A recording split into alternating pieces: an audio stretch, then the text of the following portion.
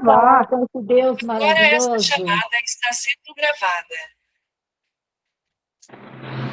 Amado Mestre Jesus, Pai de infinita bondade e misericórdia, estamos aqui mais uma vez diante de Ti, Pai amado, com os nossos corações abertos, Jesus, pedindo a Tua graça, a Tua luz, que nos dê, Jesus querido, a abertura espiritual, clareando as nossas mentes cada dia mais, para que possamos aprender cada dia mais contigo, ó Pai.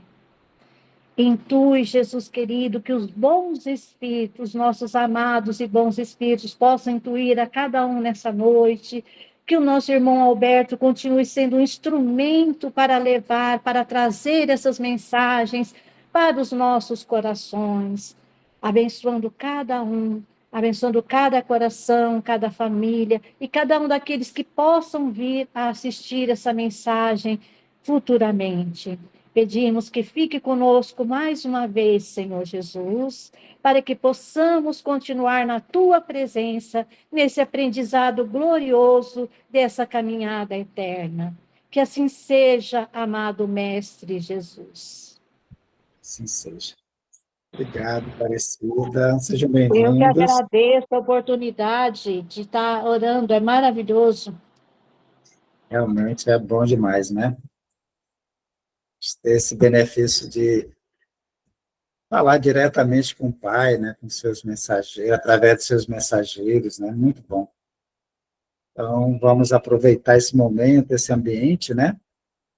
E vamos retomar o nosso estudo do Livro dos Espíritos, trabalhando as leis morais, né? E adentramos a lei de liberdade, que é a nona lei, apresentada pelo professor Denizar Rivaio, né? E hoje nós vamos tratar do item 2, né? Ele fala no item 1 da lei da liberdade natural, e no item 2 ele traz o tema escravidão. Liberdade e escravidão, tudo a ver, né? Uma é a plenitude, a outra é a restrição, né? Bom, eu sou o Alberto Lima, para quem não me conhece. Nós temos esse formato virtual que permite essa interação e também, posteriormente, outros irmãos possam nos ouvir, né? Possam também usar esse nosso estudo como parâmetro e também estudar, né? Bom, nesse capítulo 10, né, que é a nona lei, apresentada pelo professor Denizar, Allan Kardec, ele divide em 8 tópicos, né, 8 itens. Nós vamos trabalhar esse item 2, escravidão. Mas antes de começar nas questões, a gente tem que fazer um contextualizar, né, escravidão. Para nós, né, essa geração que é mais atual, essa palavra escravidão, né, dentro do espiritismo, né, dentro do estudo de um livro de doutrina espírita, por que isso, né? O que é escravidão, né? Por que o professor tratou disso, né? Vamos olhar o significado, né? No meu dicionário.org, escravidão, estado ou condição de escravo, né? Servidão, sujeição, né? Cativeiro. Então, escravidão está ligada a cativeiro, a sujeição, né?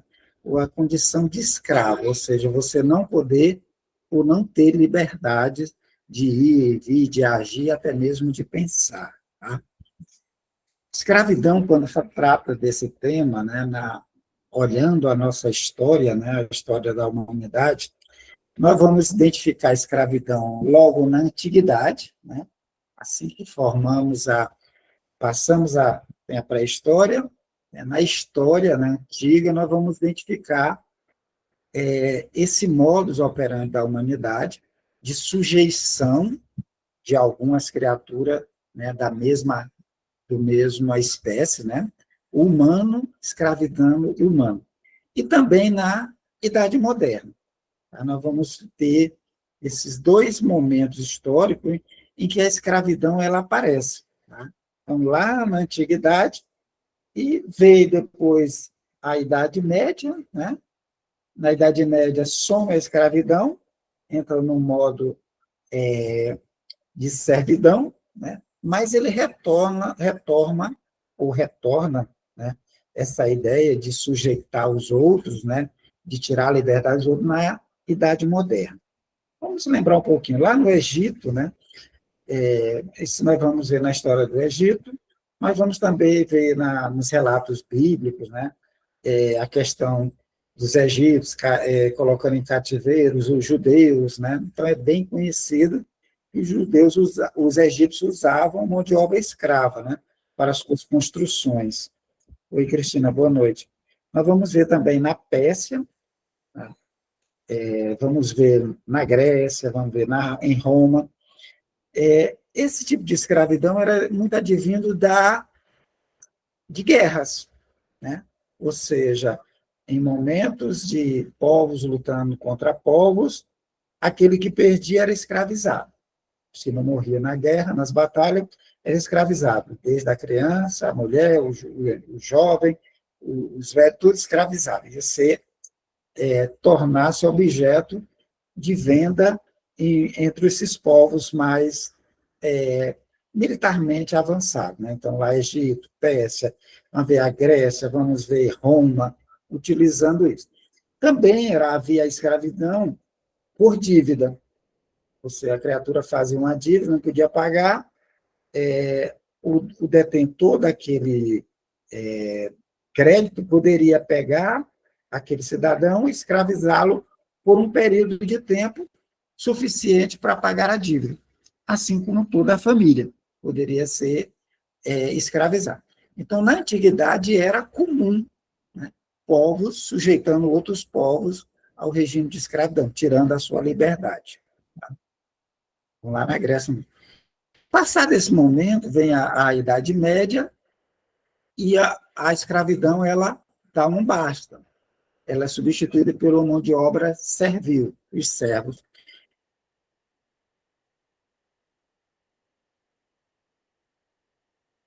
Que era análoga à escravidão, mas não tinha esse nome, né?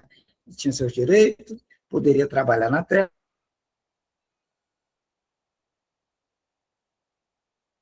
não tinha direito de se deslocar, tinha que ficar dentro do território. Mas não tinha a volta da escravidão, ela vai se dar na Idade Moderna, né? Principalmente com a expansão marítima. Portugal, Espanha, descoberta de novos continentes, levou à necessidade de que aqueles territórios descobertos fossem colonizados.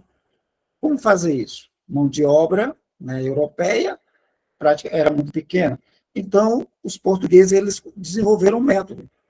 Eles conheciam a costa, né, da África e sabia que essa costa era já habitada, mas havia muitas lutas entre os clãs. E os portugueses montavam posto de escambo, de troca, e oferecia suas bugigangas, né, a esses povos dominantes em contrapartida de mão de obra, escravo. Então, os portugueses, eles estimularam a escravidão dentro dessas tribos que estavam em guerra. Quem era pego era vendido, e os portugueses, então, direcionavam para o Novo Mundo, né? No caso, a América, somente Brasil, e também em algumas outras ilhas. E depois foi seguido por ingleses, por espanhóis, italianos, eles também seguiram o tráfico, pegando esses negros e levando. Tá? Tráfico de escravo vinha de escravos negros, né? Mas também nós vamos ver que também teve a escravidão dos índios. Não foi não teve muito sucesso, como a dos negros, a dos índios, mas também teve no Brasil a escravização dos índios. Na América Espanhola também houve a escravização dos nativos, né? E nós vamos ver aqui nesse mapazinho à esquerda que a abolição ela vai se dar aos poucos, né? Então, ela vai começar por volta de 1770 a 1779, começou em algumas colônias americanas, né? Começou a proibição do tráfico ou de escravos, né? Outras permaneceram, as colônias no Mar do Sul, dos Estados Unidos, elas demoraram mais a abolir a escravidão, né? A região do México, por volta de 1820 a 29, o restante da América Espanhola, né, por volta de 1840, 1850, O Brasil foi um dos últimos países a abolir a escravidão. Então, o Brasil ele vai abolir em 1889, 88, 89, é que vai haver a abolição da escravatura no Brasil. Assim como algumas colônias do Caribe, vai estar nessa mesma época. 1888 é que vem a Lei Áurea e proíbe a escravidão no país. Tá? Aqui uma linha de tempo, para a gente ter uma noção da escravidão no Brasil, né? 1831, a lei do governo de Feijó, né? Declara livre todos os escravos vindo de fora do Império. A 1835 estipula apenas para escravos, tá? Então, vê que os fujões eram presos nos troncos, né? Dentro da senzala, era aprisionado as pernas deles, né? Em troncos, né? Ou correntes. 1850, a proibição do tráfico negreiro, principalmente encampada pelos ingleses, né? Eles conseguem uma lei internacional proibindo o tráfico.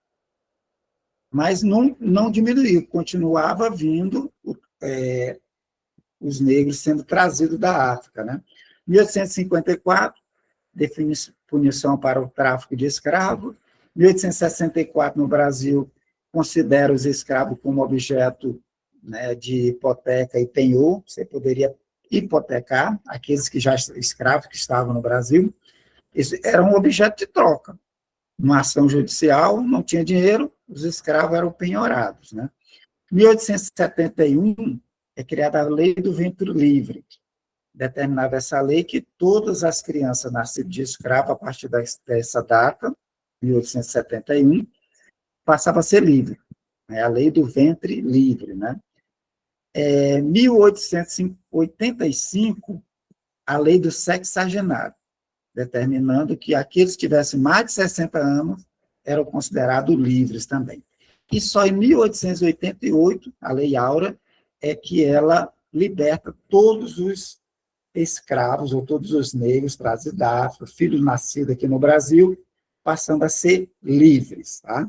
Mas é uma legislação mais formal, porque simplesmente abriu a senzala e jogou essa população totalmente desprotegida nas ruas, no campo, né? E sem uma estrutura, sem uma preparação, e simplesmente jogou-se, né? Liberou do cativo essa população, né? Sem nenhuma estrutura, que vieram para as cidades sem instrução, a sua grande maioria, né? Sem uma habilidade qualquer. Então, gerou muitas crises que até hoje temos dificuldade de lidar, né? E muito tempo depois é que começou esse processo de cotas para negros, né? Para uma forma de tentar acelerar esse processo de equilíbrio social, tá? Então, a escravidão no Brasil, ela tivemos a indígena e a africana, tá? De 1550 a 1757, havia tanto a escravidão de indígenas como de africanos. A partir da lei de 1757, né, até 1888, a escravidão era somente a africana. Tá? Então, Deus, nesse processo de baratear os custos, né, implantação da cana-de-açúcar, exploração de minas, de minérios, né, então o escravo negro era mais fácil de lidar, né, gerava mais lucros. Tá? Então, era só para a gente se ambientar por que é tratado isso, né, dentro de um livro doutrinário do Espiritismo. Por que o professor fala isso? Porque se a gente observar, 1888 é que a escravidão vai ser extinta no Brasil. O nosso livro é de 1857. Tá? Ou seja, 31 anos antes, o professor Denivar questiona sobre a escravidão. Então, um livro bastante adiantado do seu tempo. Nós vamos ver que o Espiritismo ele traz conteúdo, enquanto a sociedade aceitava a escravidão, ele já questionava isso, se era possível, se era necessário, se era de direito, e é o que nós vamos ver agora. Tá? Então, como era tratado os negros, né, pelourinho, chicoteamento, penas diversas, né, nos pátios, nas senzalas, né, de disciplinamento, entre aspas, né, dos negros, principalmente os fujões, que não aceitavam ser escravos, né? Pois bem, a questão 829, Kardec pergunta se há homens naturalmente destinados a ser propriedade de outros homens. E aí? Lembrando que em 1857, ele questiona isso. Há homens que naturalmente são destinados a ser propriedade de outros homens? O que vocês acham? É possível isso? A história diz que já tivemos muitos casos, né? A antiga, né? A história moderna fala dessa escravidão. Tá? Mas isso é natural? Acontecer isso? É para ser desse jeito? Como é que é? Vocês puderem me ajudar? Eu creio que não, Alberto, porque o próprio Jesus disse: amar a Deus sobre todas as coisas e o próximo como a ti mesmo. Então, quando se ama o próximo como a nós mesmos, nós não gostaríamos de ser escravos. Então, a gente não ia querer fazer os outros de escravo também. Eu creio que a escravidão ela veio do egoísmo, do orgulho, né, e dessa luta pelo poder, né, de mandar, do próprio orgulho mesmo, né, do egoísmo das pessoas. Na antiguidade nós não tínhamos Esse conhecimento que tem hoje. Né? Quando Cristo vem, ele nos apresenta isso, A né? lei do amor. Antigamente não se tinha, mas tinha pessoas que, mesmo naquelas época, eles não tratavam os escravos desumanamente. Né? Tinham aqueles que tratavam com mais humanidade, mas mesmo assim, não se pode fazer um ser humano que é feito à imagem e semelhança de Deus, como todos nós somos criados, de escravos. Muito bem.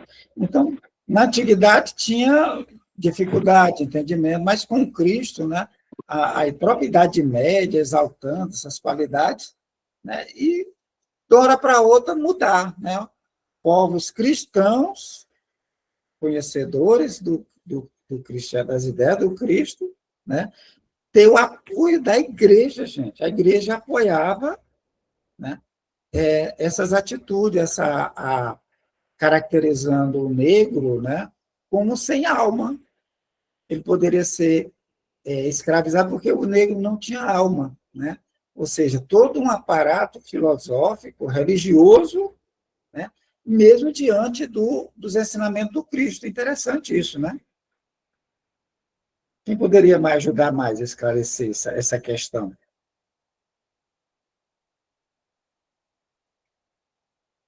E aí? Quanto à igreja, é uma questão de conveniência, né?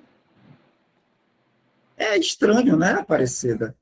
Mas é o que é conveniente. Então, se mudam as leis, né, para poder ser beneficiado, alguns, né, serem beneficiados, né, por determinadas leis. 1.700 anos depois do Cristo, né? De ter voltado à escravidão e estimulado por cristãos, né? Porque portugueses, né, eram católicos, espanhóis católicos, ingleses católicos, italianos, em sua grande maioria católicos, né? Então. Oi. Boa noite. Oi, Janete. Eu estava escutando. Eu concordo com a Aparecida, até porque é do homem, né, querer mostrar o poder. Quando se tem uma guerra que escravizava os homens da outra nação, né, para mostrar que tinha tomado aquilo. E também oprimir o outro, né, mostrar assim que ser seu servo. Ele mostra o poder quando ele tem um servo ali para ele ser o Senhor, né? E muitas vezes o homem sempre quis se comparar a Deus.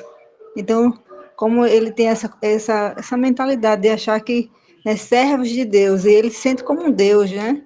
Então, ter aquele servidor, aquele escravo, a todo tempo ali servindo a ele, então, naturalmente não é. Eu creio que não.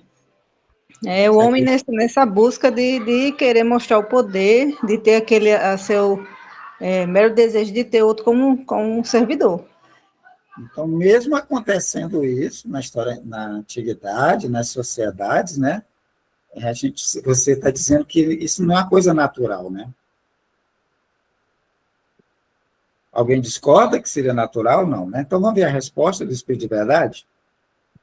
Ele vai dizer que toda sujeição absoluta de um homem a outro é contrária à lei de Deus. Gente, isso é muito avançado. 30 anos antes da abolição da escravatura no Brasil, já tinha essa ideia que toda sujeição absoluta de um homem a outro é contrária à lei de Deus. A escravidão é um abuso da força. Ou seja, quando alguém tem mais força e abusa dessa força, né, isso é que gera a escravidão, ou seja, o abuso da sua própria força militar, né?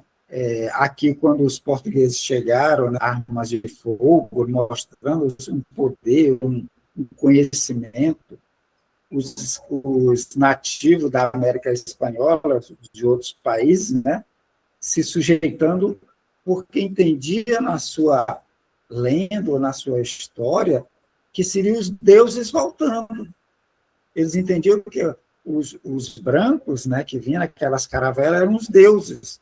Por isso que eles se deixavam dominar. Eles se entregavam com facilidade, não lutavam, né? Então, eles abusavam da força. Aí eles alertam, desaparecerá com o progresso.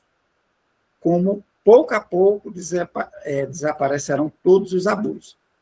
Então, a escravidão ela não é natural, gente. Ela é contrária à lei de Deus.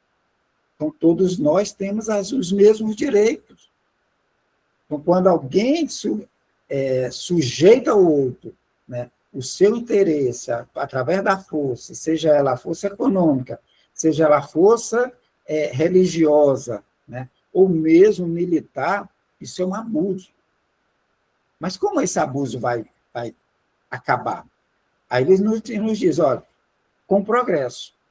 E realmente, surgindo o progresso, logo em seguida veio a Revolução Mercantilista, a Revolução Industrial, né, o progresso aparecendo, houve a necessidade de mudar a base econômica, né? E então a escravidão ela é abolida, mas ainda hoje nós vamos ver situações, e não distante, gente, né, não distante de trabalhos análogos à escravidão. Ainda hoje nós temos pessoas sendo presas, né? Ainda hoje nós vemos tráfico de pessoas, né? Tráfico de mulheres para escravidão sexual, tráfico de pessoas para retirada de órgãos, né? Então, ainda hoje existe, de forma ainda muito não tão, né, ostensiva, mas ainda há, né, esse abuso dessa força. E o progresso cada vez mais levando a essa extinção, com mais leis, com mais fiscalização, né, para combater ou coibir esse abuso. Tá? Então, o homem não é destinado a ser propriedade do outro. Tá?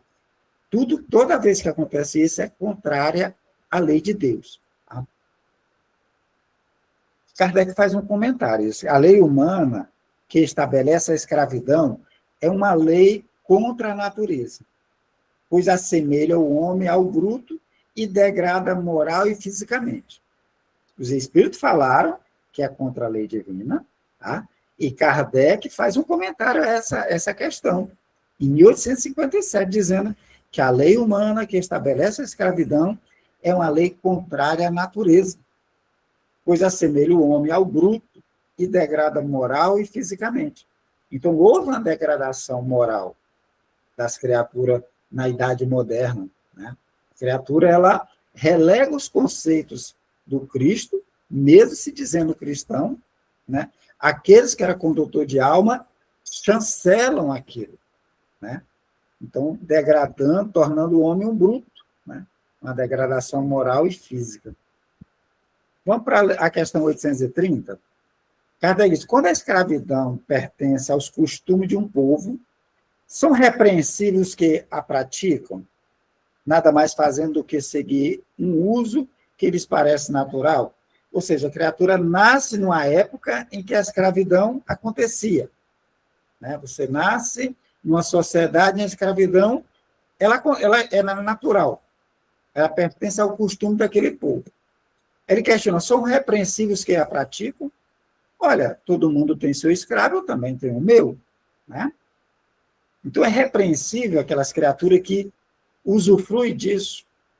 Né? Nada mais fazendo que seguir o uso que lhes parece natural. A época de Kardec, a escravidão era natural, era corriqueira, era comum. Né? E quem tinha seus escravos? Como entender isso? É repreensível aqueles que usaram, olha, todo mundo tem, é costume, é legal, é natural aqui, entre aspas, para essa sociedade, ter escravos.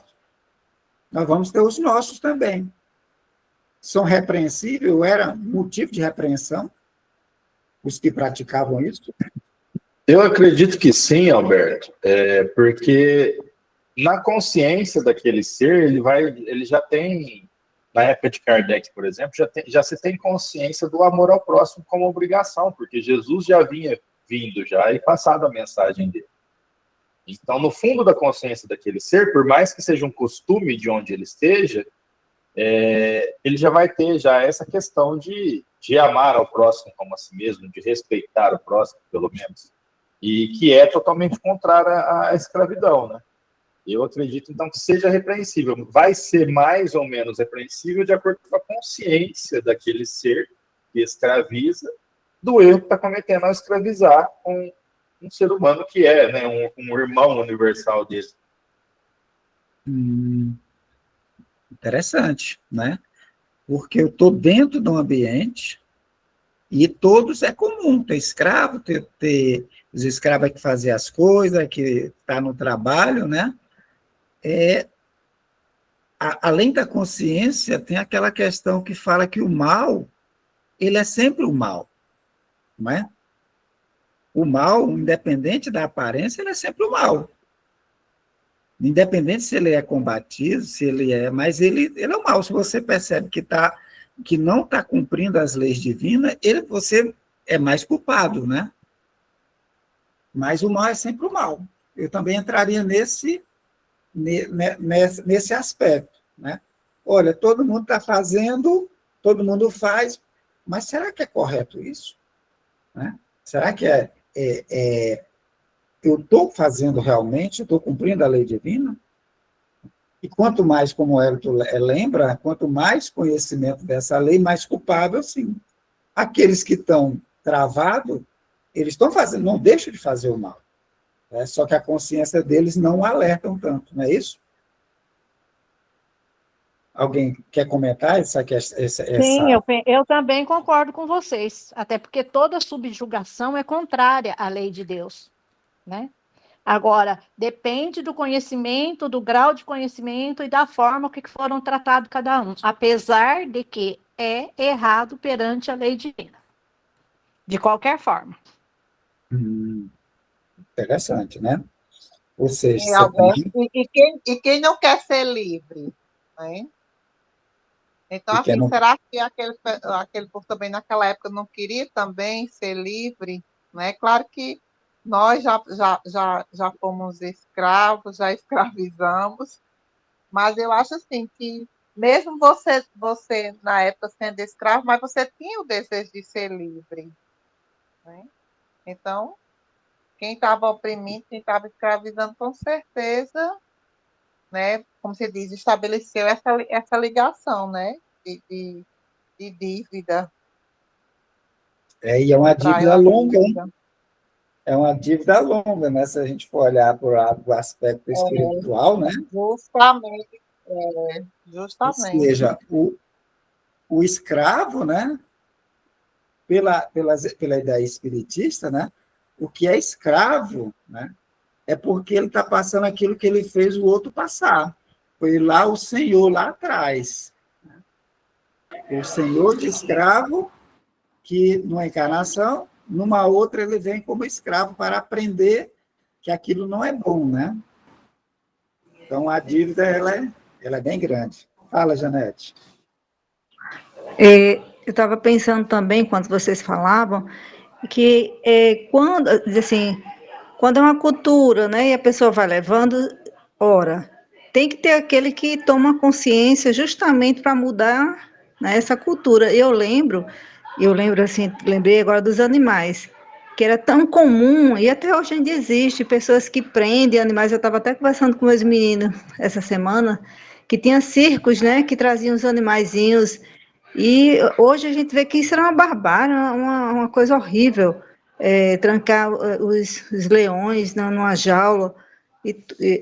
E hoje ainda tem pessoas que prendem passarinho, eu acho um horror, mas ainda tem, ainda existe. E assim, essa consciência que vai acordando, vai mudando, né, essas culturas aí que são contrárias ao amor de Deus, ao ensinamento que nos deixa para acordar. Você chamou a atenção um ponto interessante, né? A gente está saindo da escravidão humana, mas a gente ainda escraviza, né, os nossos irmãos inferiores, né? Animais, né? Pássaros, né? Tudo criado em cativeiro, né? Uma forma de escravidão, né? Bem interessante também, Janete. Então, vamos ver o que o Espírito de Verdade nos fala sobre essa questão, né? Se aquele que usufrui dentro de uma sociedade em que se praticava a escravidão, se eles são repreensíveis, né, por fazer esse usufruto disso, né? E ele vai dizer que o mal é sempre o mal, tá? Ou seja, independente do local, do tempo, o mal vai ser sempre o mal, gente. Tá?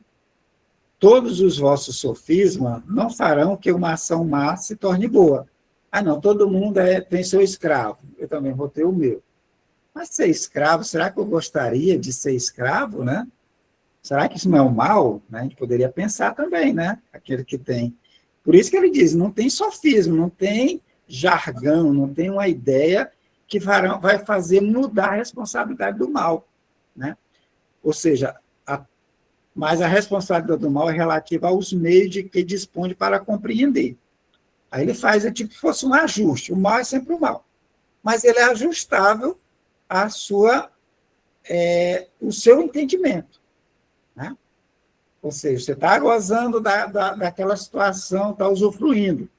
Mas você não compreende ainda. A sua mente é tão tacanha, tão pequena, que você não compreende que aquilo é um mal ainda. Aí ele vai colocar que a responsabilidade ela se torna relativa, né? Mas, Alberto, mas eu não sabia que estava praticando o mal. Eu não entendia que era o mal.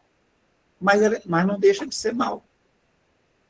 É claro que a responsabilidade ela vai ser menor para aquele que já entende. Para aquele que tem consciência e usufrui, ela é maior do que para aquele que usufrui e não tem consciência que está praticando o mal. Aquele que se serve da lei da escravidão é sempre culpado de uma violação da lei natural.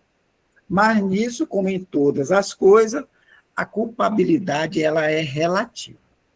Relativa por quê? Porque é a consciência, né? O entendimento da lei.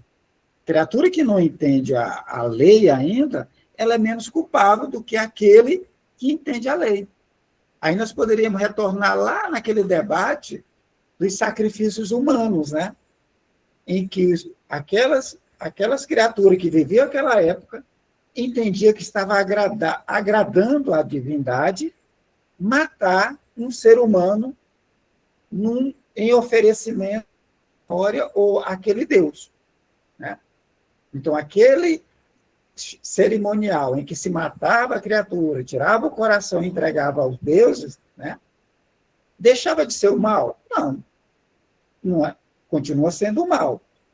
Mas o entendimento dele, a responsabilidade dele é menor, porque ele entendia que estava fazendo um bem, que estava agradando a divindade. Então, a culpabilidade dele é menor do que aquele outro que entendia que aquele era um ser humano que precisava ser preservado e que você entendia isso e matava. Ou entendia isso, que era um ser humano, mas a sua ganância por dinheiro, por poder, levou você a manter escravos. manter as criaturas subjugadas, né? Então, por isso que ele fala que a culpabilidade é relativa, mesmo sendo mal. O mal sendo mal, tá? Entenderam, gente? Isso aí em relação à culpabilidade? Está bem claro? Ou seja, aquela criatura que está esclarecida, que entende a lei divina e que usufrui, ele tem mais responsabilidade do que aqueles outros que não entendem, que não compreendem, que ainda estão muito presos no materialismo. Mas a responsabilidade dele é menor. A culpabilidade dele é relativa. Tranquilo? E a gente vê nos romances, nas coisas, aquelas pessoas que a gente vê que eram mais amorosas, mais fraternas, eles tinham um relacionamento melhor com os escravos, né, Alberto? Sim, né? Já se aproximava, já entendia a situação, muitas vezes não tinha poder para libertá-los, né? Justamente, eu Mas já lembrei de tinha uma Lívia, compreensão né? maior. É Lívia, né? A esposa de... Lá de Emmanuel, que no tempo era lá o Há 2000 senador. anos, né? Há É, 2000, há 2000 anos. Senador Públio, né? Públio Lentz. Né? Sim, então vai dizer que eles tinham uma compreensão melhor, não? Mas usufruía, não deixa, a culpabilidade é maior, né? Ele continua, o Espírito de Verdade. Sendo a escravidão um costume entre certos povos, o homem poderá praticá-la de boa fé, como uma coisa que lhe pareça natural. Tá? Mas desde que a sua razão mais desenvolvida e, sobretudo, esclarecida pela luz do cristianismo, lhe mostrou no escravo um ser igual perante Deus, ele não tem mais desculpa. Tá? Então, a culpabilidade relativa a isso. Você está usando, você entende que é correto, que é certo, é o seu entendimento. Você está usando de boa fé porque é o sistema que você vive.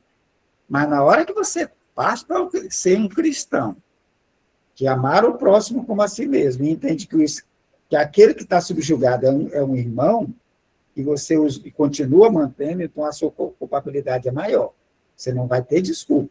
Né? Então, um religioso que sabe disso e mantém, né, um condutor de alma que mantém escravo, que estimula a escravidão, a culpabilidade dele é muito maior do que aquele ser de uma mentalidade tacanha, pequena, que luta, que acha que tem que ter um escravo para auxiliar nas lides e que vai lá comprar aquele escravo, né? E pratica aquilo de boa fé, né? Como uma coisa que parece natural, a culpabilidade dele é menor do que o outro mais esclarecido com as luzes do cristianismo. Tranquilo? Podemos mudar de pergunta? Vamos para outra. Ele faz pergunta sobre pergunta, tudo relacionado a isso. Ele vai colocar o seguinte agora. A desigualdade natural das aptidões não coloca certas raças humanas sob a dependência de raças mais inteligentes? Olha lá. Então, pega uma sociedade que não tem tanta habilidade, aí chega uma outra com mais, uma outra sociedade, uma outra cultura que tem mais habilidade, maior entendimento, maior tecnologia, né? Aquela que tem menos, ela não passa a ser dependente da outra? Essa é a pergunta. A desigualdade natural das aptidões não coloca certas raças. Raças aqui a gente vai entender como culturas, tá, gente? A gente já discutiu isso. Raças tinha um conceito à época de Kardec, que hoje ela equivale a culturas, tá? Não coloca certas culturas humanas sob a dependência de culturas mais inteligentes? O que vocês acham disso? Por exemplo, aqui a nossa cultura do século XXI, né? E com os nossos nativos, nossos indígenas, né? Então, tá aqueles povos lá isolados, lá no Alto Amazonas, e será que a gente, que desenvolveu uma cultura, que tem tecnologia, esses povos não estão sob a dependência da nossa dependência, não? Nós não temos a obrigação de ir lá e auxiliá-los no progresso? Com certeza, Alberto, tem que ajudar. Então, aqueles que têm mais conhecimento, eu acho que tem que fazer alavancar o progresso, evoluir os outros. Mas Isso sob se sabe, dependência isso aí completa? não faz parte naturalmente, uns acelerando o progresso dos outros. Sim, né? A gente viu isso que os que estão na frente adiantam os outros, né? Mas ele Estão coloca essa atrás. palavra, sob É, dependência. Sob dependência, uma cultura ficar sob a dependência da outra, isso dá certo? Eu pego uma cultura e chego com a minha e sobreponho, aí obrigo o outro a usufruir da minha cultura? Basicamente é isso. Toda vez que se obriga, que se obriga, aí já não está dentro da lei, né? Mesmo Ó, que seja uma nação mais evoluída, tem que ter esse contato, né? Um ajudando o outro para alavancar a evolução, para melhorar, para crescimento de ambas. Não para se escravizar ou fazer diminuir mais uma nação e elevar mais a outra, uma se sobrepor à outra, jamais. A gente tem era que o ter que muito se fazia. cuidado. Ah, A gente tem que ter muito continue. cuidado quando a gente diz assim que uma cultura é melhor que a outra, né? Como se a gente fosse melhor do que o outro. A gente tem que ter Ó, muito cuidado, porque essa coisa de assim, ora, eu sou melhor, então eu tenho que ajudar aquele. Poxa, será que aquele não está me ajudando a ser melhor? Porque ele também tem a riqueza dele, né? Eu posso aprender a conviver com ele, não é dar condições. Porque a gente tem que ver assim, que condições. Porque o pessoal diz muito assim, os índios, já que a gente está falando de índio, né? Os índios não têm condições de vir lá sozinhos, de não sei o quê. Mas tem que ter um cuidado nisso aí, porque os índios não têm condições, mas é porque nós, os brancos, né? Queremos tomar riqueza, tomar aquilo, tomar o espaço dele em tudo, achando que destruir, no caso é destruição da sua comunidade, vai trazer riquezas e prédios não, aí tem que ter um certo cuidado quando a gente falar isso, quando a gente pensar assim, para a gente não achar que somos melhores que o outro. muito bem. E, Janete, esse foi o argumento, né, na história, quando houve a expansão, né, marítima, né? Quando chegavam os europeus, eles achavam que tinha que trazer sua cultura, né? Que aqueles povos eram atrasados e que a missão deles era justamente colonizar para acelerar o progresso, inclusive destruindo, né, a própria cultura existente, né, que aqueles povos tinham, né? Porque era uma cultura atrasada e que eles tinham que absorver a cultura europeia, né? Isso nós vimos na África, os africanos usando aquelas roupas dos ingleses, aquelas roupas quentes, né? Usar terno nos trópicos, né? Ou seja, essa questão de aculturamento, levar a cultura, porque seria o outro não tinha o desenvolvimento que precisava a gente chegar lá e levar, né? Aconteceu muito, foi estímulo e motivação, né, de invasão, motivação de domínio, principalmente o europeu, na África, nas Américas, com esse argumento, esse sofisma, né? Então, por isso que essa colocação, que é bem interessante. Primeiramente, aparentemente, é bonita a ideia, mas será que é isso mesmo que vai funcionar? Olha, ele não tem a igualdade natural de aptidão da minha cultura. Então, eles vão ficar sob a minha dependência e eu vou dizer para ele o que é bom, o que é ruim. Ó, você não pode usar isso, você sair dessa cultura não pode. É isso mesmo? Né? O alerta de Janete foi bom. Pronto? Alguém fala mais? Eu acho que não há uma dependência, não. Eu acho que há aí Vamos ver? Não? um vínculo de solidariedade entre essas sociedades, né? Entre essas culturas.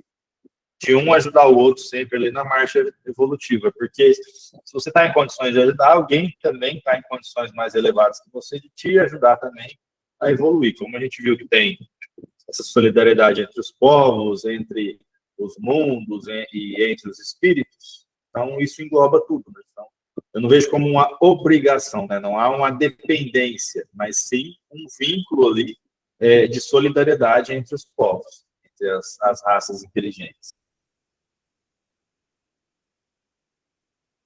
É interessante o que você está falando, por quê? Porque se a gente for ao extremo, era de dependência, chegar e colocar a nossa cultura, a cultura dominante, né?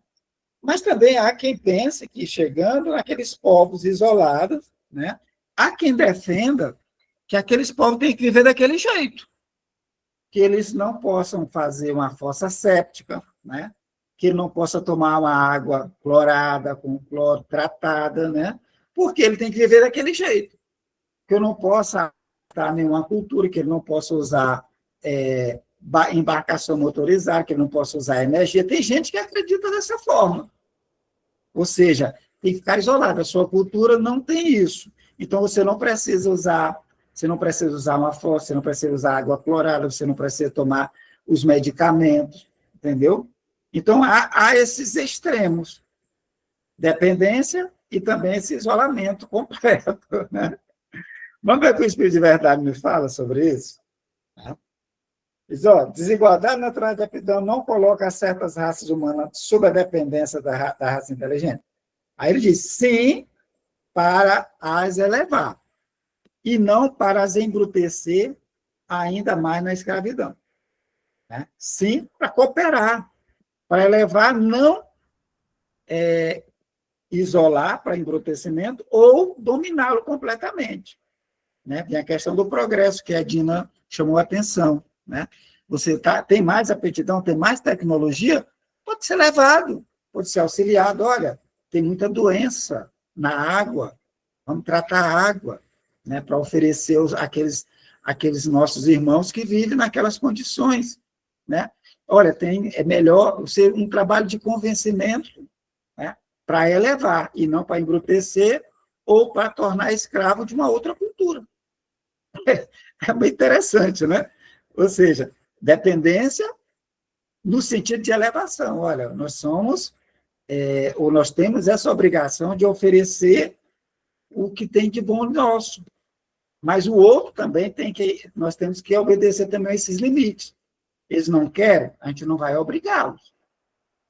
Mas a gente pode oferecer, né, no sentido de que eleve, que o progresso chegue até eles, né? Ok? E ele continua, os homens têm considerado há muito certas raças humanas como animais domesticáveis, munidos de braços e de mãos, e se julgaram no direito de vender seus membros como bestas de carga. Isso aconteceu na antiguidade, isso aconteceu na Idade Moderna, tá? Então, uns se consideraram no direito, olha, esse de mão de obra, vamos pegar ali, vamos domesticá-los. Tem braço, tem mão, eles podem fazer o serviço. Consideravam-se de sangue mais puro. Por que fazer isso? Né? Porque eles não são humanos, não são filhos de Deus, não têm alma. Então, consideravam sangue mais puro. Insensatos, que não enxergam além da matéria. Não é o sangue que deve ser mais ou menos puro, mas o espírito, gente. Tá? Ou seja, não é sangue, não é a origem, é o espírito, são todos espíritos em processo de aprendizado. Então, é nossa obrigação de apresentar o nosso progresso, sim, para elevá-los todos, e não para dominá-los, para bestificá-los, para escravizá-los, tá? Sobre esses argumentos, sangue puro, não tem alma, todos são espíritos, não olhemos a questão da matéria, tá? Beleza? Ô, Alberto, Entenderam? essa questão da desigualdade, né? Que falou das desigualdades como aí falou? Da inteligência, né? Sim, por conta também da questão da maturidade do espírito, né? Porque, assim, como você a gente já colocou em outras questões lá atrás, a questão da idade espiritual de cada um, né? Então, aqueles que foram criados primeiro, então estão na frente em termos de conhecimento, né? De aprendizado. Então, tem a obrigação, né, de ajudar, né? Não escravizar, mas de ajudar aqueles que estão na retaguarda, que ainda estão chegando, né? Exatamente. Então, mas não obrigando, né? Nem tanto, nem tão pouco. Nem só isolar e dizer, olha, você não pode usar porque não é da sua cultura, né? Você não pode usar isso, não pode ter um elétrico, você não pode ter um celular, você não pode ter luz elétrica, não é da sua cultura. Não, nem tanto. Se você temos isso, podemos oferecer aos nossos irmãos, ofereçamos, tá? Ofereçamos para elevar, para que eles tenham acesso a maior gama de cultura, de conhecimento, e eles também se elevarem, né? E sem contar que nós também podemos reencarnar nesses grupos indígenas, né? Mais atrasados, para levando o nosso conhecimento e auxiliá-los também no progresso, né? Questão 832. Há homens que tratam seus escravos com humanidades, que nada lhe deixam faltar e pensam que a liberdade os exporia a mais privações.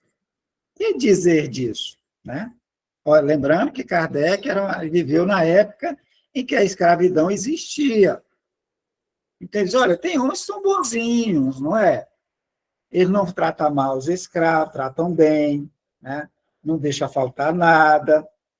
E diz o seguinte, olha, não vou dar liberdade, porque se vocês ficarem libertos, você não sabe trabalhar, você não tem tecnologia, você vai passar necessidade. Então, vocês vão ficar aqui comigo, sendo bem tratados, mas sem a liberdade. O que pensar disso, gente? É um progresso? É um atraso? Está errado? Tem culpabilidade? Como é que é isso?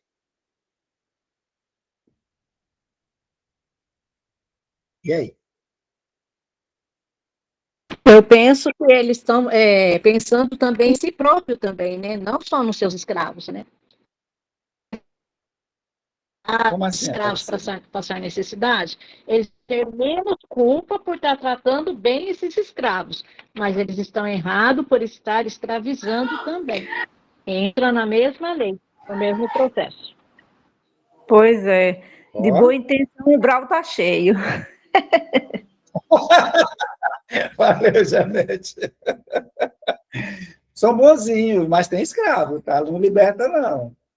Trata bem, tem alimentação, vivem mas não os deixam sair, né?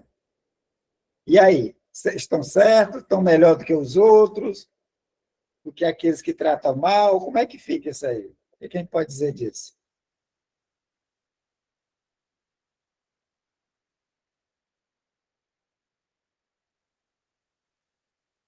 Ninguém quer falar? Vamos ver o que o Espírito de Verdade fala sobre isso, sobre essas criaturas que tratam bem seus escravos, né? Digo que compreendem melhor os seus interesses, né? Ou seja, qual é o interesse deles? Manter, né, os seus bens bem tratados, mais valiosos, né? Eles têm também muito cuidado com seus bois, seus cavalos, a fim de tirarem mais proveito no mercado. Não são culpados como os que os maltratam, mas nem por isso deixam de usá-lo como mercadoria, privando do direito de pertencer a si mesmo. Diz, olha, são bonzinhos, mas ele trata bem o cavalo, ele engorda, né, a vaca, o boi, o carneiro, as galinhas, né? Porque são mais valiosos gordinhos, né? Tem um preço melhor, tá? Mas há culpa nisso. Eles estão numa situação melhor do que aqueles que não tratam bem, que machucam, que espancam, né? Eles estão numa situação melhor, mas não deixam de estar errado. Tá? Eles não deixam, continuam com a culpabilidade, porque eles estão privando seus irmãos, né, de direito de pertencer a si mesmo, de fazer suas escolhas, de errar, né, de cometer suas seus desatinos, né? Com essa liberdade, que é a liberdade natural, tá? Tranquilo? E assim a gente encerra a questão da escravidão, tá? Tratada aqui, lembrando, né, que ela é feita, é um assunto atual da época de Kardec. Hoje, para nós, é algo absurdo, né, falar em escravidão, mas lembrando que esse livro surgiu 30 anos antes da abolição da escravidão no Brasil. Tá? Tranquilo? Alguma pergunta, alguma colocação? E aí? O tema escravidão está... Não temos a intenção de esgotar o assunto, é um assunto muito melindroso, né? Você manter o outro sob, tirar direitos do outro, tolir a liberdade do outro, né? Usá-lo como mercadoria, né? Mas despertar isso que houve, fazer essa lembrança, né? Que ainda existem pessoas que fazem uso disso. Trabalho análogo ao de escravo, pessoas, às vezes, com cultura intelectual, né?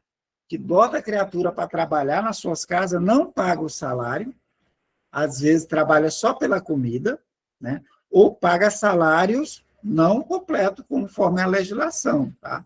Então, aparentemente, é algo distante, mas não é tão distante, não, tá? Mas não acaba com o assunto, gente. Isso aí a gente precisa sempre estar trabalhando. Beleza? Vamos mudar de assunto, já que ninguém quer mais falar. Vamos retomar, mudar de assunto, vamos para o livro Os Mensageiros. Fátima se encontra. Oi, Alberto, estou aqui. Oi, minha amiga, tá bom? Então, vamos fazer, antes de Boa começar, noite. Fátima, a gente vai lembrar que esse livro, né, ele está contando a história, né, que é o nome do livro, nome Os Mensageiros, né, um livro da psicografia de Francisco Canto Xavier com o espírito André Luiz. Nesse livro, ele narra uma semana de um curso que André Luiz foi fazer no Ministério das Comunicações. Então, lá, né, ele faz o curso, ele se candidata, ele é aprovado, e ele sai em excursão para a Terra com o mentor e mais um colega. Nessa viagem para a Terra, eles encontram dificuldade de deslocamento, eles vão ter que ir a pé, né, no meio do umbral, e encontram um posto de socorro de uma colônia espiritual, ou seja, uma cidade espiritual, que é colocada no meio do umbral grosso, gente. Eles nos falam que essa colônia tem vários postos de socorro.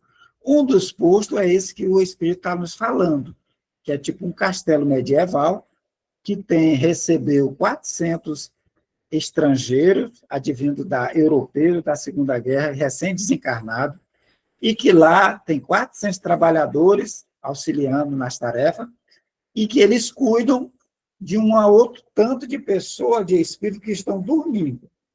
Eles fazem o tratamento tentando acordar essas criaturas que dormem por livre e espontânea vontade. A criatura na Terra entendia que morreu, era um sono, e que ele só ia acordar no juízo final.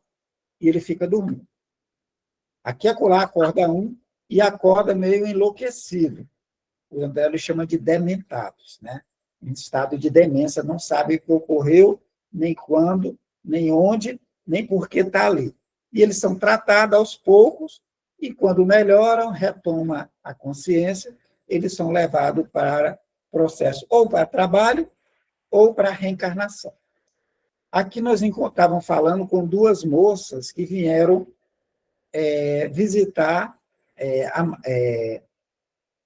a esposa, né, do gerente desse castelo. Tá? Cecília e mais uma outra vieram, e o pai dela foi conversar lá com o gerente, né, e eles ficaram conversando com o André e com o Vicente, falando do aspecto da vida social na colônia que elas vivem. Então, é muito interessante porque ela nos mostra que elas trabalham, que elas têm família, têm pai, têm mãe, que convivem, que todos produzem, que todos têm sonhos, né? Que estudam, que se reúnem, que vão para a festa, que vão para a bolsa, vão passear, todos têm uma programação social, nos mostrando o que existe aqui de programação social, do outro lado também tem. Os espíritos não ficam isolados, tocando harpa, ouvindo música, não. Eles se confraternizam, visitam uns aos outros, vão visitar, isso mostrando a vida social. Eles continuam a conversação. Esse capítulo 30 é falando ainda com Cecília e com a outra colega dela, né, que são primas, e elas dando informação de como é a vida na colônia Campo da Paz, que é colocada dentro do umbral. Então, André Luiz mora na colônia Nosso Lar, que fica no umbral fino, limítrofe com o umbral grosso. Tá? Quando termina o umbral grosso, começa a colônia Nosso Lar.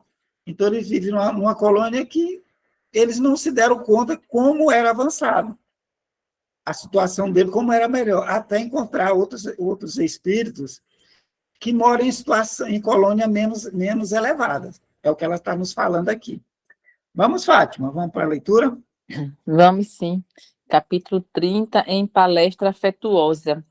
Voltávamos em conversação amiga para as belezas de nosso lar, quando Aldonina interveio acrescentando: alguns membros de nossa família visitam a cidade de vocês de tempos a tempos.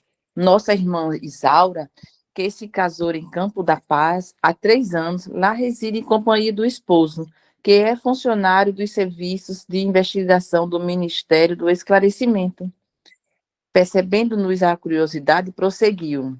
Morava ele conosco, mas desde muito tempo foi convocado a serviços por lá, vindo mais tarde buscar a noiva.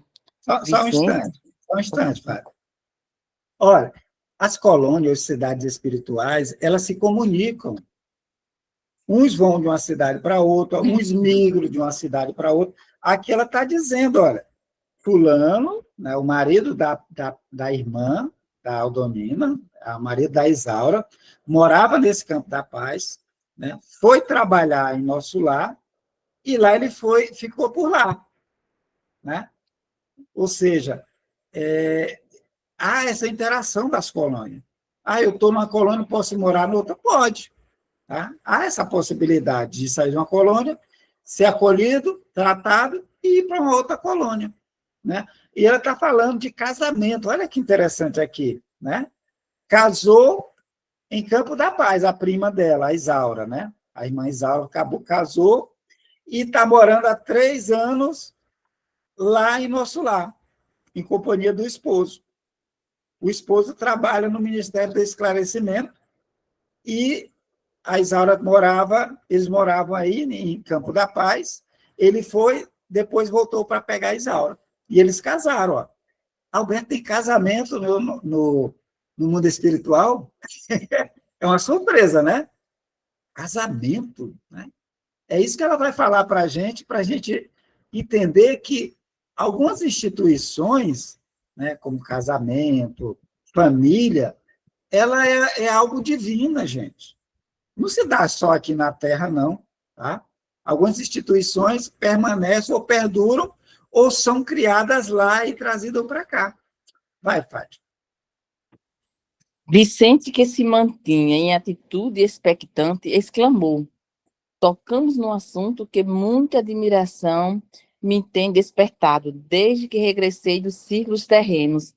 Não tinha no mundo a menor ideia de que pudéssemos cogitar de uniões matrimoniais depois da morte do corpo.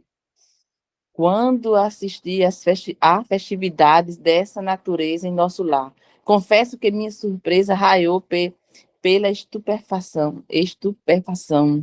Cecília Vivaz acentuou sorrindo.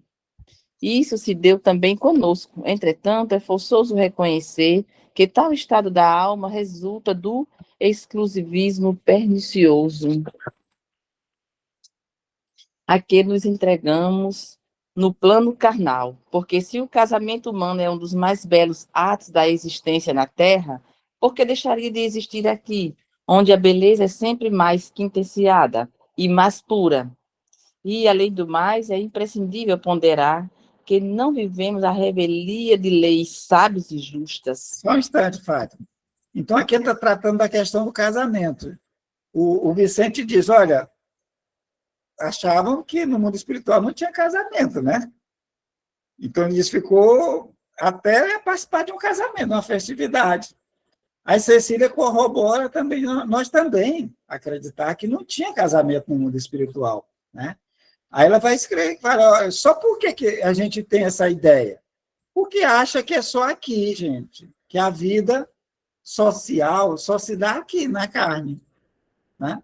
A gente pensa assim, olha, só tem vida social na carne. Morreu, vai ficar isolado, vai dormir, morreu, né? A pessoa vai para o céu tocar harpa, né? Vai andando nas nuvens, né? Então, esse exclusivismo que só existe vida social aqui. Tá? Mas não. Né? Aí ela vai chamar a atenção. Se o casamento humano é um dos mais belos atos da existência na Terra, por que deixaria de existir no plano espiritual? Já que lá é mais belo e mais puro. Né? É para a gente pensar. Poxa, casamento é muito belo, é muito bonito. Duas almas que decidem conviver juntas. Né? Não é obrigada, elas simplesmente querem ficar juntas. Isso é muito belo. Então, por que lá não poderia acontecer também? Né? É bem interessante isso aqui, né? Vamos, Fátima. E como são felizes os que se casam em nossos planos, acentuou o companheiro, denotando aspirações secretas do coração. Aldonina esboçou um gesto expressivo e considerou: sim, para possuirmos aqui essa aventura, é preciso ter amado na terra, movimentando os mais nobres impulsos do espírito. Para colher os júbilos dessa natureza, é necessário ter amado com a alma. Os que se consagram exclusivamente aos desejos do corpo não sabem amar além da forma, são incapazes de sentir as profundas vibrações espirituais do amor sem morte. Só um instante, isso é lindo, gente, isso aqui, né?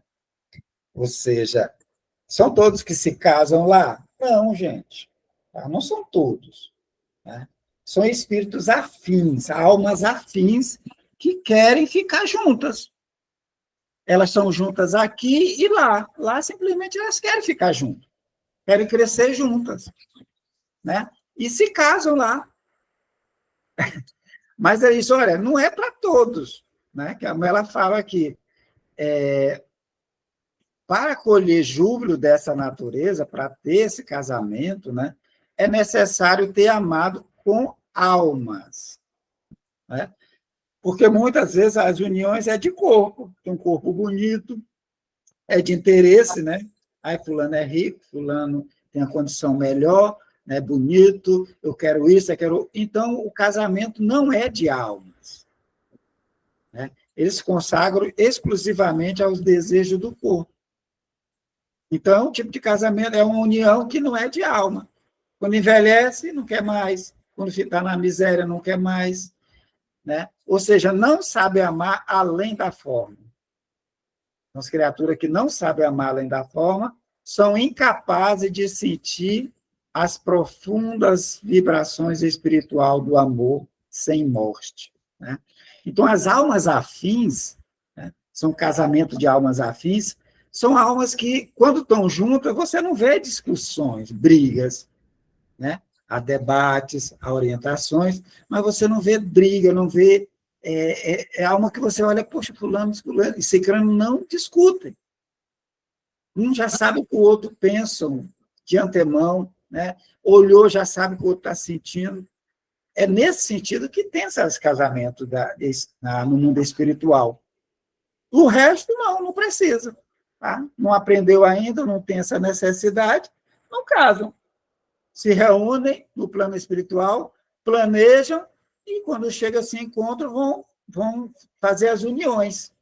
Mas não vai ser espíritos afins de almas, esse amor de almas, né?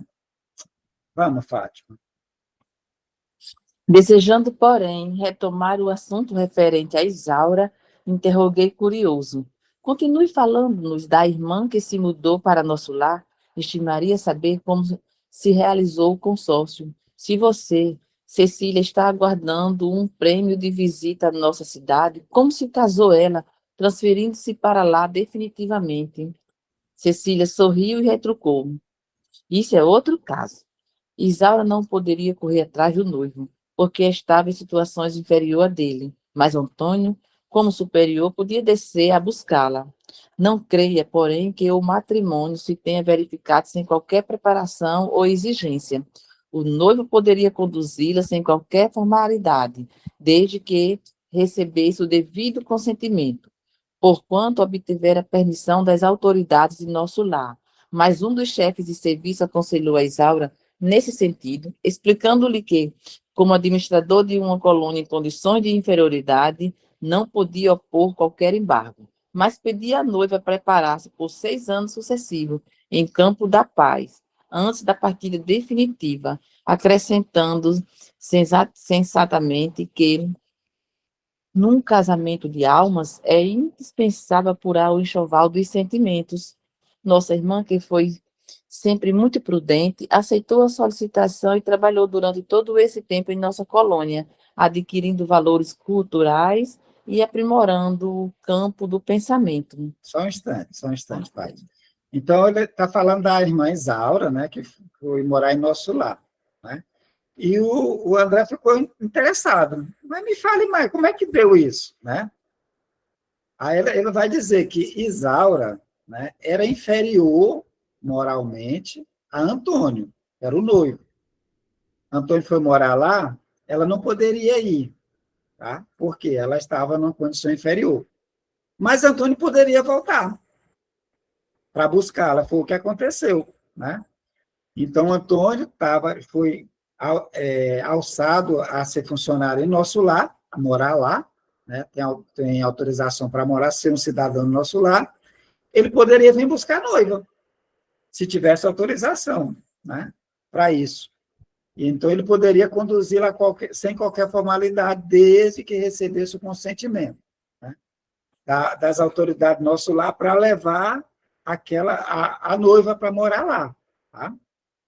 Então, ele conseguiu. Mas, como Isaura trabalhava lá em Campo da Paz, o instrutor, o chefe de serviço, aconselhou ela, né, a se preparar mais para esse enlace. Antônia era superior, ela não. Ela tinha que desenvolver habilidades para poder chegar lá e se dar bem, né? Então, o que ele aconselhou? Ela ficar trabalhando 6 anos, gente, com um noivo, morando em outra cidade. Ela ainda passou 6 anos em Campo da Paz, se aprimorando, estudando, desenvolvendo, trabalhando, né? Para que ela conseguisse, que ele chama, né, apurar o enxoval dos sentimentos. Aí ela disse que ela fez isso, né? Aceitou a solicitação e trabalhou durante todo esse tempo em nossa colônia. Esse tempo ela foi adquirindo valores culturais e aprimorando o campo do pensamento. Você lembra que uma das obrigações dos moradores de nosso lar é controlar o pensamento? Eles fazem um trato de que eles não podem dar vazão a maus pensamentos.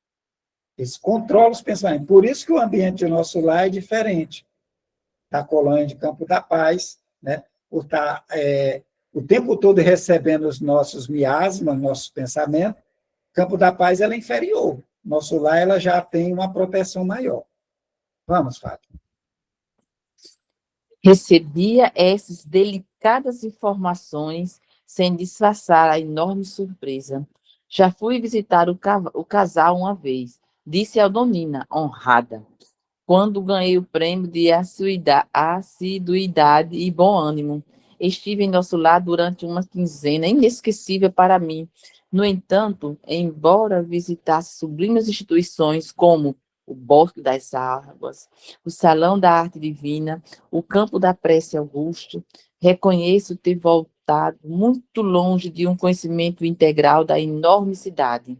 Lá irei, contudo, mais tarde, pois continuo em meu trabalho e nossos instrutores afirmam sempre que tudo de bom deve aguardar do destino quem saiba servir ao bem e trabalhar com esperança. Só um instante. Então, ela disse que já foi visitar, o Aldonino já visitou o casal, passou 15 dias lá. em nosso lar, como prêmio, gente. Olha o prêmio que ela ganhou. Assiduidade e bom comportamento, né? Ou seja, ela trabalhou sem faltar um dia ao serviço e de bom ânimo o tempo todo. Ela ganhou o prêmio. O prêmio passar 15 dias no nosso lar. Aí disse que foi lá, ficou hospedado na casa dessa prima, né? Aí visitou o Bosque das Águas. Lá em nosso lar tem esse bosque, é citado, né? Salão da Arte Divina, Campo da Prece. Tá? Então, tem muita coisa, uma vida social tremenda em nosso lar. Tá? E ela disse que vai lá de novo. Ela tem a pretensão de voltar lá de novo, né? E os instrutores estimulam, né? Dizendo que tudo que se deve, né, tudo de bom, né, deve guardar no destino quem saiba servir ao bem e trabalhar com esperança. Então, a gente tem planos, quer as coisas boas, né? Então, para que a gente consiga as coisas boas que a gente planeja, né, a gente aguarda. Mas não aguarda parado, né? Guarda servindo bem, aguarda servindo bem e trabalhar com esperança. Ah, que é melhor ter um bom emprego? Trabalha, gente. Estuda, né? Tem esperança, se movimente. Quer uma melhor estrutura, quer um aprimoramento melhor? Não pode ficar só esperando de boca aberta, né? Tem que trabalhar, né? E ter esperança que as coisas vão vir no devido tempo. Vamos, pai. Admirando a beleza de sentimentos daquelas jovens, indaguei emocionado. Mas não tem vocês, em Campo da Paz, instituições semelhantes? Não existirão por lá templos de alegria abertos à juventude? Ah, sim, murmurou Cecília, como quem não desejava ser ingrata às bênçãos do Eterno. Muito nos dá o Senhor em nossa colônia. Entretanto, permanecemos na vizinhança dos irmãos encarnados. As tempestades que nos atingem obrigam-nos a serviços constantes. Os quadros inferiores que nos cercam são profundamente dolorosos. Nossa cidade não possui ministérios da união divina nem da elevação. Não podemos receber a influência superior com muita facilidade. Nossos trabalhos de comunicação e auxílio necessitam ainda de muita gente educada no Evangelho para funcionar com eficiência. Além disso, temos os problemas de finalidade. Nossa colônia foi instituída para socorro urgente. A nosso ver, Campo da Paz é mais que tudo um avançado centro de enfermagem, rodeado de perigos, porque os irmãos ignorantes e infelizes nos cercam o esforço por todos os lados. De 10 em 10 quilômetros, nas zonas de nossa vizinhança, há postos de socorro como este, que funcionam como instituições de assistência fraternal e sentinelas ativas ao mesmo tempo. A Só jovem um fez uma... instante, Fátima. Então, ele questiona se essa colônia Campo da Paz não era igual ao nosso lar. Nosso lar tem as instituições, tem bosque, tem parque. Ela disse que tinha, né? Mas, de cara, ela já vai dizer que em Campo da Paz não tem dois ministérios, ó, União Divina e da Elevação. São esses dois ministérios que dão equilíbrio à cidade do nosso lar. Os espíritos que ficam nesses ministérios, né, são espíritos de elevadíssimo nível. Né? São espíritos próximos da pureza. São espíritos de segunda ordem muito elevado. É tanto que em nosso lar, em 200 anos, só 2 espíritos foram aceitos na união divina, ou foi na elevação, só 2. Em 200 anos, só 2 espíritos que da colônia foram aceitos nesse ministério. Então, só espíritos muito elevados que dão o padrão, né, daquela colônia. Campo da Paz não tem esses ministérios. Eles não recebem essa influência superior com facilidade. Então, eles trabalham muito, mas são açoitados o tempo todo, por causa da proximidade com a crosta. Então, ou a questão de Campo da Paz? Ela vai dizer que é uma colônia de pronto-socorro, socorro urgente, ou seja, desencarna, né? Quem está naquela redondeza é levado para lá, para ser socorrido, né? Ela fala que é como se fosse um grande centro de enfermagem. O que vai ter no pronto-socorro, gente? Pessoas quebradas, pessoas machucadas, pessoas que com dor. Então, esses são as criaturas que frequentam Campo da Paz. São seres doentes, né? Além de receber esses espíritos doentes, adoentado, quebrado, ao quebrado, ele é rodeado de perigos, porque tem os açoites, tem os ataques de irmãos e de falange de espíritos que não querem ajuda, que querem saquear aqueles locais. Então, tem o serviço de enfermagem, mas tem o serviço de segurança. Então, o que ela nos esclarece? Olha, de 10 em 10 quilômetros, em torno desse Campo da Paz, né, dessa colônia, existem pontos de socorro. Posto de socorro como esse aí, como esse castelo. Quem acha que o umbral está isolado, que Deus coloca aquelas criaturas lá e não presta socorro, está enganado. Dentro do umbral existem colônias, cidades espirituais. Essas colônias ainda destacam postos de socorro. A cada 10 quilômetros tem um posto de socorro. Então, quando a gente estiver perdido no umbral, lembre, 10 quilômetros, vou andar 10 quilômetros, eu vou achar um posto de socorro. É assim que funciona a bondade divina. Tá? Mas aí eles falam, olha, assistência fraternal e sentinela. É o pessoal trabalhando, socorrendo os doentes, e os sentinelas nos postos, com os canhões, para impedir ataques. É o tempo todo. Vamos, Fátima. A jovem fez uma pausa mais longa, observando o efeito de suas palavras, e rematou. Nosso governador, quando se agrava os serviços, costuma asseverar que estamos no campo de batalha, com a paz de Jesus. Imagem alguma define tão bem o nosso núcleo como esta. No exterior, o trabalho é rigoroso e incessante, mas dentro de nós existe uma tranquilidade que nós mesmos dificilmente podemos compreender. Os Só um instante, serviços... Fátima. Isso é lindo, né, gente? Só um instante, Fátima. É lindo demais, gente. Ou seja, trabalho sem fim, doente, machucado, briga, enlouquecido, mas as criaturas que estão fazendo esse trabalho estão tranquilos. Ou seja, estão no meio da batalha de auxílio, mas estão com a paz de Jesus. Os verdadeiros samaritanos trabalhando no umbral, o tempo todo trabalhando. Vai, Fátima. O serviço circunscreve-se à cidade? Perguntei. Não, o trabalho é multiforme. Eu e Aldonina, por exemplo, temos grandes tarefas de assistência juntos dos recém-encarnados. Nossa cidade prepara, em média, 15 a 20 reencarnações diárias e torna-se imprescindível assistir os companheiros ou tutelados, pelo menos no período infantil mais tenro, que compreende os primeiros 7 anos da existência carnal. E talvez Só um porque... instante. Ou seja, Ok. Fátima, só um pouquinho. Ok. Ou seja, esse trabalho de assistência aos espíritos recém-desencarnados, ela está dizendo, olha, não é só aqui, não.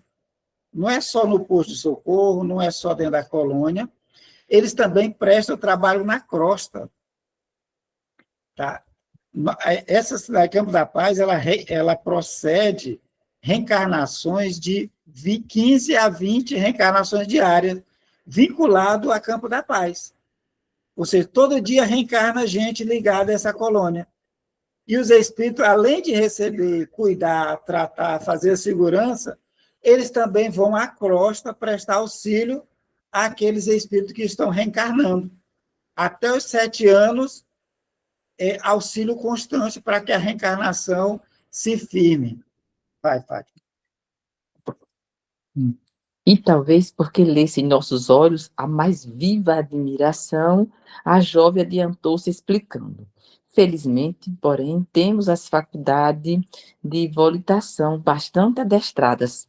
Raramente encontramos empecilhos vibratórios e podemos, por isso mesmo, agir com grande economia de tempo. Além disso, somente nossos instrutores vão ao serviço sozinhos. Quanto a nós, não saímos a não ser em grupos. Necessitamos auxílio recíproco, não só no que diz respeito à eficiência, senão também no que se refere ao amparo magnético. E Só um sorrindo. instante, só um instante. Só um instante. Então, quer dizer que eles saem para auxílio na crosta, para aqueles que estão vinculados à reencarnação, a essa coluna, tá? Mas, olha, para isso, eles desenvolveram a volitação. Eles não têm dificuldade de se locomover dentro do umbral grosso. Eles são bem rápidos para a economia de tempo, né? Mas eles não vão só. Só quem vai só, que se desloca sozinho, são os mentores, né? Os instrutores. Quando vão eles que não são espírito tão elevado ainda, então os trabalhadores vão em grupo, um auxiliando o outro. É o que ela está dizendo. Tá? Vamos, vai. E sorrindo, de modo singular, concluiu: no trabalho de assistência aos outros e defesa de nós mesmos, não podemos dispensar a prática avançada e justa da cooperação sincera. Aqui te encerra, né? Ou seja, o trabalho contínuo de uma cidade dentro do umbral, e essa cidade é cheia de postos de socorro. A cada 10 quilômetros tem um posto. Então, o cara não vai... os espíritos estão no umbral, estão sozinhos. Não, gente. A divindade ela disponibiliza socorro o tempo todo. Quem não vai ser socorrido? Aqueles que não querem. Alberto, estou no umbral, estou perdido, não vou ser socorrido. Vai. Se quiser, vai ser socorrido. Tá? Só não vai ser socorrido aqueles que acham que não precisam de socorro. Né? Então, o auxílio, eles trabalham em grupo, deslocam em grupo, né? E essa cooperação o tempo todo. Todos cooperando para o desenvolvimento daqueles espíritos que estão precisando de auxílio. Ao mesmo tempo, o trabalho permite que eles cresçam moral, intelectualmente e no entendimento do serviço de auxílio. Então, é só nosso lar que reencarna? Não. Nós vamos ver que posto de socorro tem autorização para reencarnar indivíduos, coloca os espirituais dentro do umbral, reencarna e fica tutorando espíritos até os 7 anos, como ela nos fala. Tá? Reencarna ligado àquela colônia. E os espíritos ficam fazendo o auxílio, levando, intuindo, né? O mentor, tem o espírito protetor, tudo ligado a essas colônias, né? Dentro do umbral. E aí, gente, o que acharam? Muito esclarecedor. Maravilhoso. Muito bom. Muito bom. Muito bom. Saber que Muito bom bom, saber Alberto, que nós não estamos sós, né, gente? A divindade nos protege o tempo todo. Agora, nós, pela nossa rebeldia, a gente não quer, simplesmente não quer ser socorrido, ser auxiliado, acha que está correto, quer manter o desejo de vingança, né? A vindita, perseguindo. É o que ela diz, olha, o trabalho na colônia, nessa colônia Campo da Paz é mais difícil por isso. Porque os espíritos muitas vezes não querem ajuda. Não acham que estejam errados perseguir, querem machucar, querem aprisionar, querem escravizar. Chegam lá e não podem ser socorridos. Né? Então, vamos agradecer à divindade, aos nossos mentores, a presença de vocês, aos mentores de vocês, por essa oportunidade da gente entender um pouco mais do mundo espiritual, seja com as leis naturais, as leis divinas, seja através dessas lições complementares que vieram através de Franciscano Xavier e de outros espíritos, para nos intuir, nos esclarecer, nos mostrar essas configurações sociais do outro plano, do outro mundo espiritual que nos aguarda. Que Jesus abençoe a todos, que possa ter uma ótima semana, que a presença deles seja sentida em seus corações, nos seus passos, trabalhando, né, com afinco, próximo e por nós mesmos. Obrigado, gente. Boa noite a todos. Boa noite.